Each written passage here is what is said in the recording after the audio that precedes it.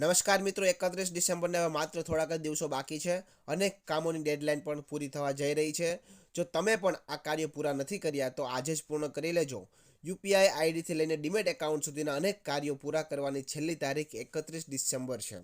મિત્રો, વાત કરીએ તો ડીમેટ એકાઉન્ટ અને મ્યુચ્યુઅલ ફંડ નોમિનેશનની વાત કરીએ તો જો તમે મ્યુચ્યુઅલ ફંડમાં રોકાણ કરો છો તો તેમાં નોમિની એડ કરવાની છેલ્લી તારીખ 31 ડિસેમ્બર છે. ડીમેટ ખાતા ધારકો માટે નોમિનેશન માટેની સમય મર્યાદામાં 3 મહિનાનો વધારો કરીને 31 ડિસેમ્બર 2023 કરવામાં આવી હતી. નોમિની એડ કરવામાં ના આવે તો મ્યુચ્યુઅલ ફંડ એકાઉન્ટ ફ્રીઝ થઈ શકે છે.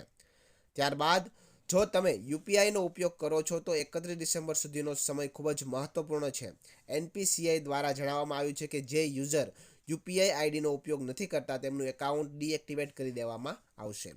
ત્યારબાદ લોકરનું એગ્રીમેન્ટ જમા કરાવવાનું રહેશે. રિઝર્વ બેંક અનુસાર બેંકમાં લોકર ધરાવતા તમામ ગ્રાહકોને 31 ડિસેમ્બર સુધીમાં સંશોધિત લોકર એગ્રીમેન્ટ સબમિટ કરવાનું રહેશે. ગ્રાહકોએ બેંકમાં જઈને અપડેટ કરેલ એગ્રીમેન્ટ સબમિટ કરવાનું રહેશે, નહીંતર તમારે તમારું લોકર ખાલી કરવું પડી શકે છે. ત્યારબાદ છે એસબીઆઈ અમૃત કળશ યોજના. એસબીઆઈની અમૃત કળશ યોજનાનો લાભ 31 ડિસેમ્બર સુધી જ મળી શકે છે. 31 ડિસેમ્બર આ યોજનાનો લાભ લઈ શકાશે નહીં. 31 ડિસેમ્બર પછી આ યોજના તમને નહીં મળે. આ એફડી સ્કીમ છે જેની અંદર 400 દિવસની આ સ્કીમ હોય છે, જેમાં ગ્રાહકોને દર વર્ષે 7.6%ના દરે વ્યાજ મળતું હોય છે. એટલા માટે એસબીઆઈ અમૃત કળશ યોજનાનો લાભ લેવા માટેની છેલ્લી તારીખ છે 31 ડિસેમ્બર.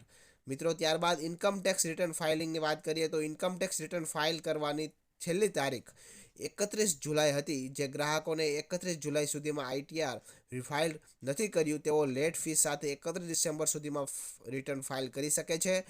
₹5000 લેટ ફી સાથે આઈટીઆર ફાઇલ કરવાનું રહેશે.